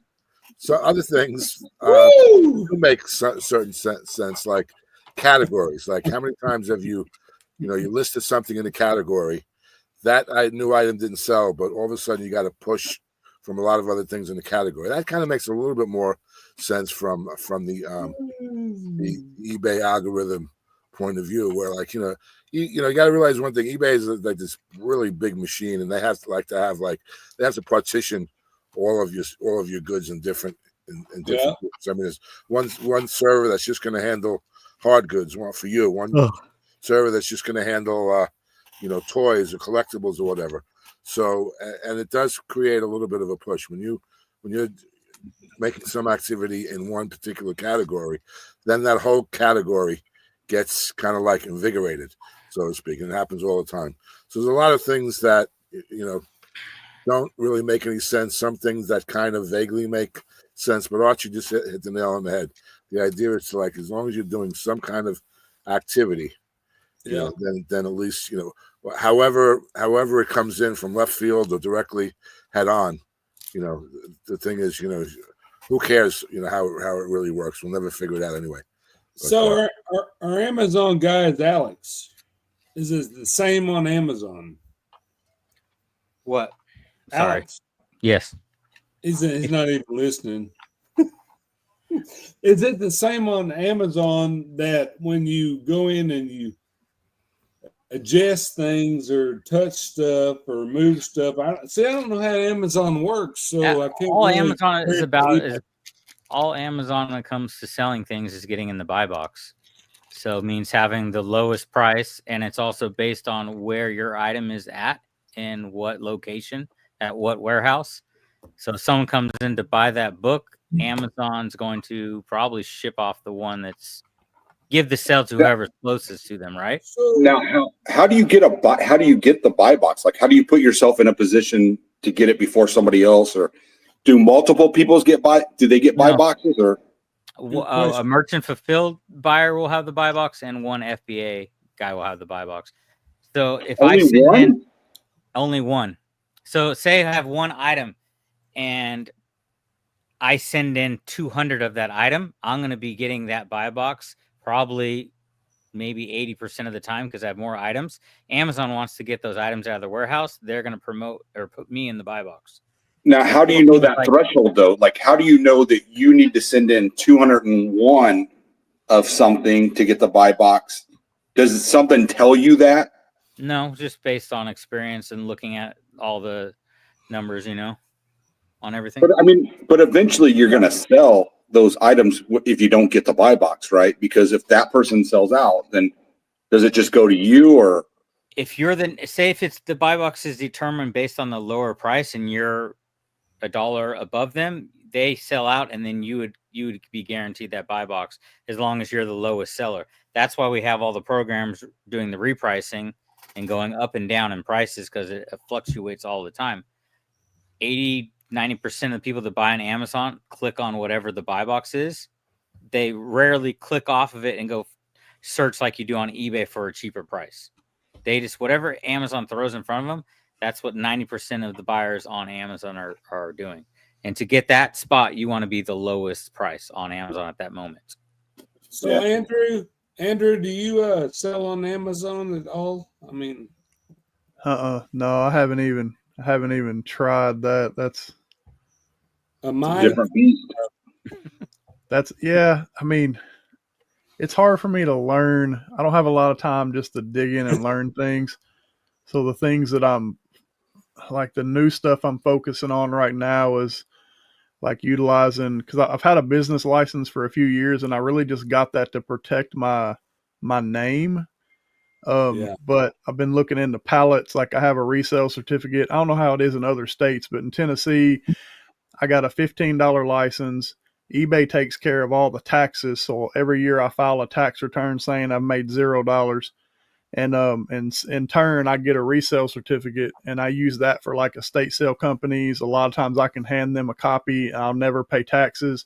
A lot of times they'll give me better deals, but I can go on to pallet sites from retailers, and that's super expensive. So like, I'm building up capital, but like, one site is called B Stock. I looked on there earlier, and like, if I had the space, like, you can get a truckload, which is 21 pallets. And a lot of people don't even look at that because no one has that type of space. The stuff that sells really expensive are like the 2 pallets, the 3 pallets, the 1 pallet. And those go for a couple $1,000s, but they'll have listings in there for a full truckload of items, and the retail value on them, which you never get retail, that's like full sticker price, but it'll say like $300,000, and the winning bid will be like $3,000. But then they're going to bring it to your house. You have to rent a forklift. You got to have space. But those are the type of deals that could, if you had the space and you had some help, you could really, like, I wouldn't have to go thrifting. So like, I've been looking at that. There's a couple where there's one pallet on there from Dick's where it's all like sporting goods, like baseball bats, helmets, and it'll be labeled as used, but it's usually returns. But retail value is like $40,000, and for like one pallet, and they'll give you a full Manifest. like a full manifest of what you're getting. I mean, so I don't know. I've been focusing my time on trying to do things like that versus trying to get onto another platform. You know what? I've been on B stock before, and their pallets sometimes go for, like, if the MSRP is say $5,000, they're selling for like 40% of that, which I don't understand how people are making profit. Yeah, a lot of them I know. Like from what one way I kind of learned about it is a lot of that is stores like your Ben Hunts and your Bargain Hunts and most of your Amazon pallet stores. Those are the ones where they have a loading dock and they'll order a whole truckload, and then they'll just randomly dump the stuff into the bins, and that's the type of stuff that you're getting. So, I mean, they're going to make a little bit more. I mean, I don't know. I say they would make more money because they're bringing in the traffic. But like you were saying, at 40%, it's like how much profit are they making? But if you have that traffic in there all week, even if you're making a couple dollars on every item, you know, you're selling thousands and thousands of items. So those are the type of stores that are paying really big money. And I mean, I think back to, I always take everything back to sports card sales, but in the sports card industry, like if I were to buy from our local supplier is like Southern Hobby, I mean, your standard markup inside of your hobby shop is about 40 to 60%. 40% is more average. And then if I'm in a hobby shop and I'm paying for a card, I'm going to give someone about 40% of what it's worth. So 40 cents is kind of industry standard for like retail reselling. But obviously with us, because we have platform fees and things like that, we're geared to try to get everything as cheap as possible. But if we could get into a higher volume arena, then, I mean, like that's all I was saying, like if I could sell 1 million items a year, if I had that time and I had that capacity, $1 an item, I'd be set for life. If I was making $1 an item and I sold $1 million a year, if my profit clear was $1 an item and you made $1 million a year, that's life changing. And so it's shipping. You know, I'm so far from that, but that's where, like, if you're a reseller, you got to always have that in your mind is how can I, like, you know, if a truck drops it off at my house in an hour, I could probably pull 21 pallets into my barn in an hour or two, where it may take me 6 hours on a Saturday morning to get 25 actual good items that I could list. So, yeah, I mean, there's definitely a game to it, but there's so much that goes into it. So, Mike, what's your view on that? No, I agree with Andrew. Absolutely right. I mean, you know, there's all various different, you know, business models, and you know, we all, as coming from the attitude of being a garage seller, and we want to like 10x our money and this and that, we kind of get into a certain mindset, and it could be detrimental to us and limiting, because, you know, there's another business model that, like Andrew says, I mean, if you can do, you know, if you can forsake the markup for volume, you know, it's really 6 of one, half dozen of another. I mean, I'll gladly, you know, pay up for something if I know if it's like a multi-quantity item and there's a whole bunch of them and I can sell them. You know, if I can get, you know, like 10 to 20%, you know, return on something, but I'm going to sell 100 of them. It's the same thing as selling one item that, you know, you really made a killing on the buy end of it. So, Archie, what's your take on it? Say it again. I said, Archie, what is your take on it? I'm getting like I said earlier, my experience with buying pallets is you're generally going to profit about 40% of whatever the retail is. And I mean, don't get me wrong, I know there's exceptions, but I'm trying to get it for half of that at least, or that's the most I want to pay for it. But obviously I don't even want to pay that much for it. And that's what I'm saying is, you know, I would see people bidding that 40% of that retail of the MSRP, and it's like, right. And maybe it is what you're saying, Andrew, that they're at bin stores, but I don't see how they're making money off of it either. Yeah, like So, I see. Alex, Hang on just a second. Alex, what's your take on that? That whole business model you're talking about is more found on Amazon, Andrew, making $1 per item. But if I can sell that item 1,000 times per day, which is possible over on a platform like Amazon, so that's more like the average amount I was making when I did Amazon was $5 was like the high end for some things. Most of it was like $1. Sometimes like makeup, I would make 50 cents, but I sold, hundreds of those makeups all the time. So, and then you're saying not wanting to source, like buying pallets, but another thing you could do, Andrew, and I know you guys do a lot of estate sales, is trying to make the connections with all these estate people with doing cleanouts. It's kind of what I've just fell into in the last week here, 2 calls in a row of doing cleanouts for just books. So now I'm the book guy for, I don't even know. I know you know all the names of all these people. So you probably know who I'm working with. Yeah. But, some of them. Yeah, that's like another route to getting stuff really cheap and a lot of stuff. You can't talk books on this channel because I don't like it. I can see that working. I could see that model of pallets working with books, though, especially Alex with you and Amazon, because if you if you could win a pallet full of brand new books that were overstocked from, say, Target, then you wouldn't even have to list. You could just pack them up and send them straight to Amazon. And yeah, I mean, with minimal work. And I could see that. Like there was a pallet I looked at. You can never see the item though either, Andrew. You could order it online and get it shipped to a packing place that does all the work for you. They take 50 cents out of the product there. You never have to look at any of the items ever. And that's what I did. I just slid a credit card. Some of it we would pack ourselves, but we had a packing warehouse that we'd use, and they would charge us 50 cents to $1 and pack it for us. So you're pretty much shopping online and swiping a credit card all day. Yeah. There was one, I looked at one pallet from Target. The manifest had 800 items. Well, 650 of the items were Deadpool versus Wolverine t-shirts that were overstocked. And then there were like 2 other items in the manifest that had, like one had 50, I don't know, it was weird. It didn't even really fit because it was supposed to be clothing. And then there was another shirt. It had like 160, it said extra large white Budweiser shirts. And I thought, like the bid on the pallet was low because I get like that shirt, like the movie's done with. It was a good movie, but it's probably going to be hard to sell. But the bid on the pallet was something like $200, and I thought, well, I'd be paying $200. I'm sure it would get up into the thousands, but that would be one listing on eBay for 600 something items. It wouldn't take up any space in the store. So as long as I had room to store them, to me, that would be a good pallet that was easy to list. And if I was on Amazon, I could just send them into Amazon because the shirts were, I think they were all extra large. Like the Wolverine shirts were extra large because it was only one line on the manifest. If there were different sizes, they would have a manifest of different lines. But like that's the type of stuff I look for. Yeah, you'd have to find that listing on Amazon, see how fast it sells all the time.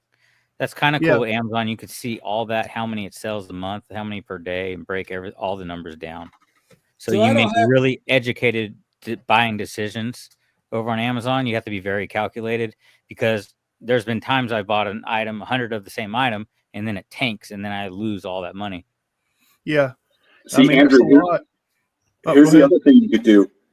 You get all those 600 shirts, you sit on them for 20, 25 years. Now they're all vintage. Yeah. Now you're rich. You can retire. Yeah. There you go. Live selling. Keep them in good condition. And yeah.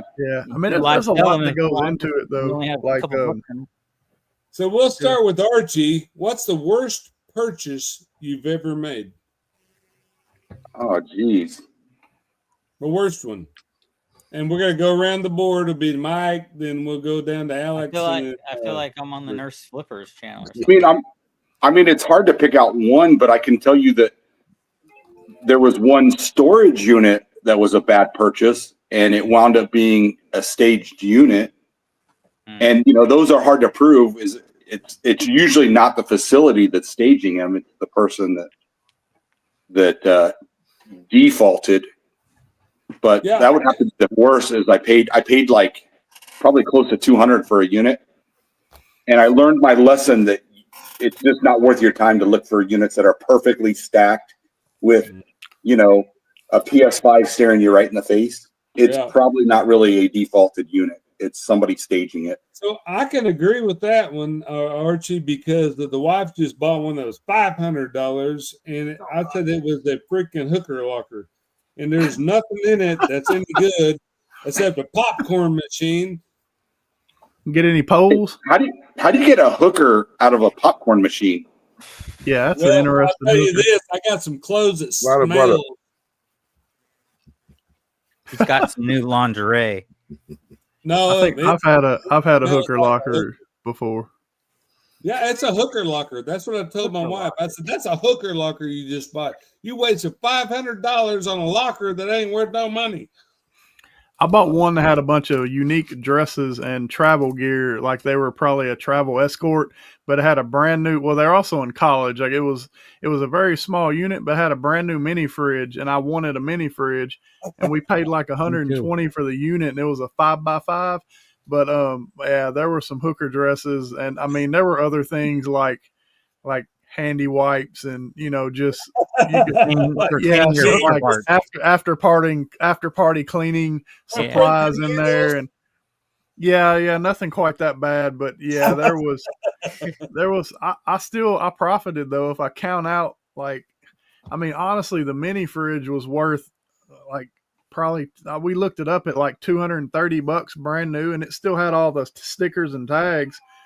So, and I mean, that was worth more than the whole unit. So everything I sold out of there was profitable. But there were like there were some high heel dancing shoes, and you could tell how she made it through college. That's all I'm saying. I'll tell you the best unit that I ever got. I actually kind of got into a bidding war, and I got it for like $320. But it had a bunch of these Amazon boxes, and it had that lithium sticker on it, so you knew it was something that was probably had some value to it. So anyway, I want it, and I go there, and there's 30 of these Amazon boxes. I open them, and they're knockoff Apple pens. Oh, geez. There's 100 per box. No, it wound up not being OGs. That was my initial reaction was, what the F am I going to do with these? But I sat on them for a couple weeks. And this was like a month and a half before Christmas. And what I did was it was basically 3 different types of pins. So it was only 3. I was able to do one listing, but put the variations in it. Right. And so I had 3,000 of them. I put them for $9.99. So, well, hold on. That also that same year. So this was like 3 or 4 years ago. That same year, whatever new iPad came out version, this was compatible for it. So I just put it back then, because shipping this item, it was less than 4 ounces. Even if I sent it to Mike in New York, it was still under $3. It was still under $4. It was like $3.95. And if I sold it to somebody in California, it was like $2.95. And I was also selling a lot of these to people in Puerto Rico. Right. Which I don't sell to Puerto Rico anymore, but I did with all these, and very successful. But anyway, I put it for $9.95 each, and I was selling 30, 40 a day until I ran out, and I made a killing. That whole unit, because there wound up being like a Burberry jacket in there, some crystal glasses. I would say when it was all said and done, I made close to $20,000 off that entire unit for $320. Yeah. But I had some really good friends of mine that the very first unit and the only unit they've ever gotten, and this was still during the pandemic when we were wearing masks. So they bought their very first unit, and in a drawer, $26,000 in 50s and 20s. And come on, man, that's a story. Well, and here's the thing: like, I went over to their house because they're like, Archie, is this real? Because they were in baggies, and like some of the baggies said good, some said bad. And like I grabbed one of the bills, and it was so brittle that it basically just like disintegrated almost. And they took it to their bank.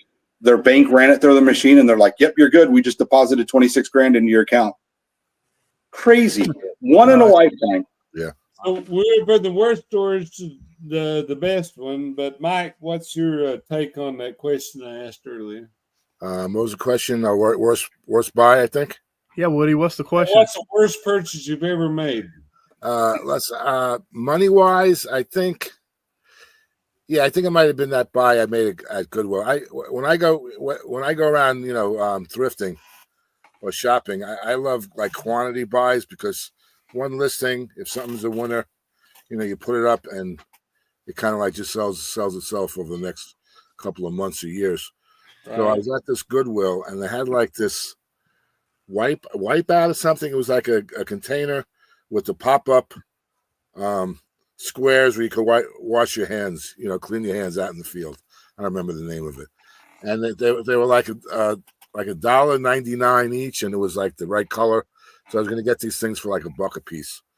So I comped them, and it looked like they were selling on eBay for like $8.99 each. So I figured I'll put two together, so sell a bundle for $15, and I'm going to make like a killing, right? It seemed all good on paper. So I bought they had like one entire rack in a Goodwill store was full of these things. I got like 6 cases of 24 per case, and I slept them all home and everything, and I put the listings up, and like 10 minutes later, eBay knocked it down. Something, I don't know what it was, some chemical in there that I wasn't able to sell these things. So they sat on my shelves for like 2 or 3 years, and every time I went and grabbed something adjacent to it, and I saw these damn wipe offs, I think was whatever the name of it was, and I kept on cursing myself that this was like a bad buy because I couldn't. Obviously, I wasn't selling any because they were not listed. But Archie said how you can really turn things around. I mean, you have to really kind of like think outside the box sometimes. So like about 2 years later, I'm just setting up for my I have a garage sale once or twice a year. So I says, look, maybe these things will sell on my garage sale. So I pulled one box out and I put like $5 each price on them. And that first case like sold in like an hour.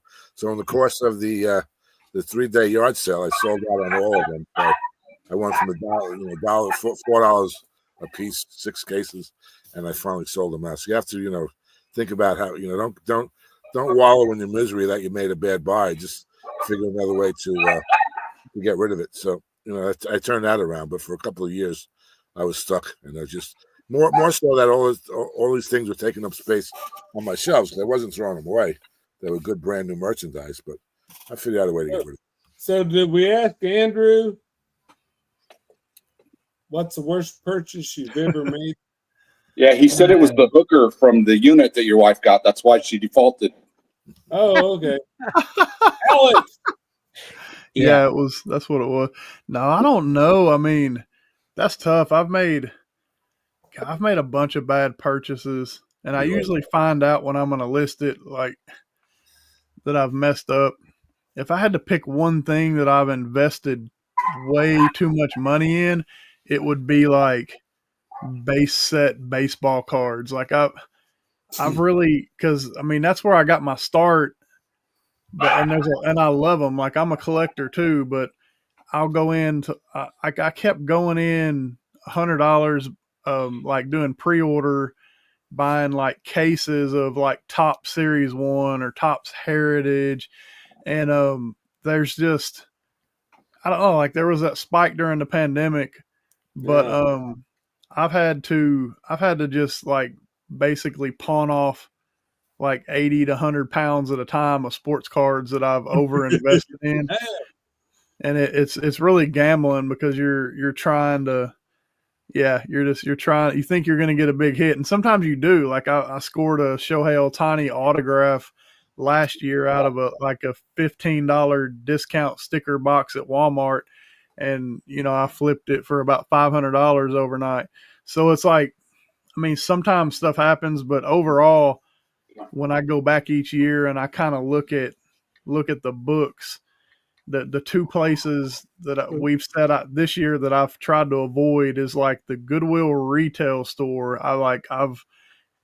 We try to avoid that like the plague, and then just like overbuying basic sports cards at Walmart. Like I've had to stop that, but other than that, there's a bunch of random, like I pick up stuff at the bins all the time, and you get in that like, and Alex knows what I'm talking about. You just dive in and you start throwing shit in your cart.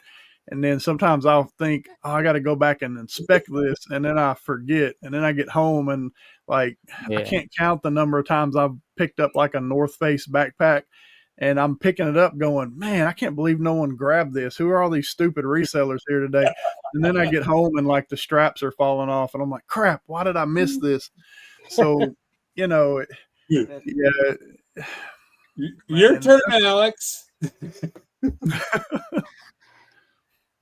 I bought this big book you've ever bought. No, every book is amazing. I bought this big Tennessee football drink container, a big giant orange one, at a church sale for $25. And I held on to this freaking item for about a year. And this guy finally came through and bought it, said he was going to buy it. So I had to freaking store it forever. It took up so much room. And I only sold it to him for $40. So yeah, that was the worst thing I've ever bought. Can we guess who you sold it to? Some freaking hillbilly. Some hillbilly? Did it light your crawl?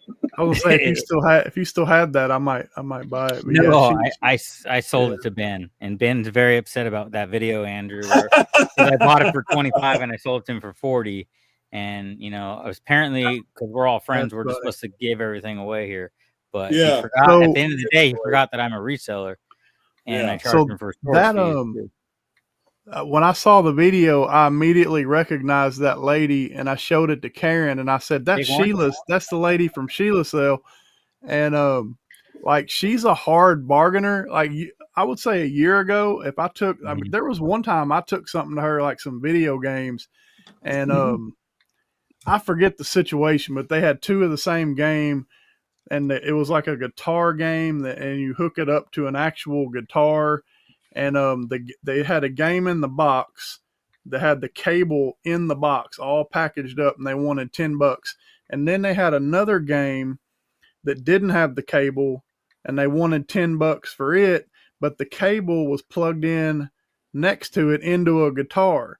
So I took the cable out of the guitar and put it in the box to make it a complete set. Now I took it to the counter and I said, look, this one was packaged like this. This one, the cable had a price tag on it, but it was in the guitar. And they're like, well, that makes the price of the guitar less valuable. I said, no, because you have to have a Microsoft, even Xbox, to use it. It doesn't go with the guitar. It goes with the game. And they wanted me to, I still ended up paying for it, but that lady and one of the other ladies, they argued until I was blue in the face and they would not budge. They wanted $10 for each game and another $5 for the cable, even though one of the games clearly came with the cable, same cable. Well, that was like a year and a half ago. Well, I actually have them in a video that I haven't put out yet, where me and the same people are bargaining at the desk. Because like if you go to them all the time and they recognize you and they get to know you by name, like they'll start to budge. But that lady with the white hair, she pushes. She's tough. Like you can't, like she'll look stuff up and But I mean, it barely went down $5 that I got off on that thing. But but Alex, I have Oh, sorry. No, you're good. Go ahead, Alex. I have a question for you.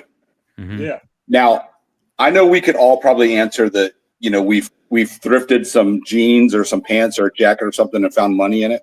Yeah. Now, have you ever found that in a book? Or or would that be impossible because there's so many pages and like you don't take every book and go like this and shake it, do you? I try to sometimes because at the bins I found $100 at the bins in cash, and then I have a whole bunch of book in a book, yeah. And I also have a whole bunch of cash sitting here on my table that Mike saw. It's in another. Remember that cash that I showed you, Mike? You looked it up and it was like $40 and something else. Yeah, that all came from a book too. Some foreign currency. Yeah, here it is. There's some floating around here. I'm gonna lose it all, but this little ying, I guess. This is all from the books too. So is that Confederate money or is it real money? No, it's real money. Real money. It's like foreign currency. Yeah. Like 40,000 yen and 100,000 rupees or something. I mean, it's weird looking money, but real money. Yeah. Like Vietnamese money. That's what it was. Yeah, I have like couple different ones. Anyway, it doesn't happen. It's only happened here at the bins. I found $1 before that, and but $100. Yeah, there you go. It's kind of cool. I found a few of those in that hooker unit with the refrigerator. You only found $1 bills, right? A lot of them. No, there were foreign. There was foreign currency. Bills. Yeah, I have one listed on eBay. I thought, well, I'll just try. I bought like little top loaders for them. You can buy sleeves and top loaders for money. And then, like a few months ago when my truck broke down, I sold it to a kid locally on Marketplace for like $1,800 cash. And I was checking the $100 bills, and I found $100 bill that was, I think it's called like a reprint. It has like a star bill, so it's like the original bill didn't work, so they make a reprint of it, and it was a low serial number, and it was worth like $250. But I decided not to. I forget what I did. Like I looked up the eBay fees, and I was like, if I sell this, I'm only actually going to make like $10. So I was like, it's not even worth my time. But like anytime you get a stack of cash, it helps to go through and look. Because if you find like something with a serial number with a bunch of zeros or something, sometimes they can be worth some money. That's crazy, man. So we're getting at 2 hours. We got 4 minutes left. Does anybody have any closing statements that they would like to say? 2 hours and 12 beers later. Well, no, not me. I'm running out. That's why I'm going up to that. Oh, That's why it's ending. That's why it's easy to go. That's why it's ending.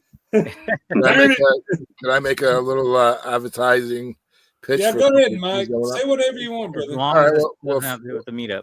Yeah, well, it is. What else You do I? got the punch. Well, one thing is, and Alex had mentioned it, maybe he'll mention it again, but they are setting up this really, really cool meetup in East Tennessee on September 26th to 28th.